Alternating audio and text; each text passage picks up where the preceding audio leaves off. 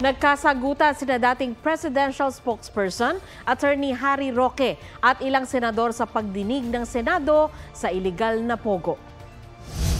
No. Excuse me. Attorney Roque. I'm sorry, madam, but yes, I am a resource right. person invited. Yes, you are. I was Wait. asked Let me finish. to answer. Yes, you Hindi ko already po answered in maintindihan, excess. Kapag gusto niyo akong tumigil, papatigil niyo ako kapag ako nag-explain. Yes. I thought we were engaged in the search for the truth. Please be reminded to respect the chairperson. I'm very respectful, Madam Chair. One more, I apologize. I will cite you in contempt. Hindi kayo nagreklamo kay Cassie Leong at hindi niyo siya kinasuhan. Ipinatawag si Roque matapos madawit ang pangalan niya sa sinalakay na Lucky South 99 Pogo Hub sa Porac, Pampanga. Git ni Roque, hindi siya abogado ng Lucky South 99 kundi ang Whirlwind Corporation, ang may-ari ng lupang kinatatayuan ng Pogo Hub.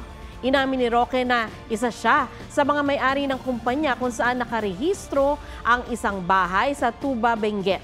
Sa naturang bahay, inaresto ang 2 dayuhang konektado umano sa Pogo sa Banban, Tarlac. Ayon kay Roque, isang Chinese national na legal na nasa bansa ang umuupa sa bahay. Partner ng umuupa ang lalaking inaresto ng Bureau of Immigration. Gusto rin daw ni Roque na malaman kung may ebidensya na mag-uugnay sa lalaki sa Pogo sa Banban. Kung wala, ang hinala kasi ni Roque, may concerted effort na siya ang iugnay sa Pogo na kanyang itinatanggi. Mga kapuso, alamin ang State of the Nation. Mag-subscribe sa GMA Integrated News sa YouTube. Sa ating mga kapuso abroad, samahan niyo kami sa GMA Pinoy TV at sa www.gmanews.tv.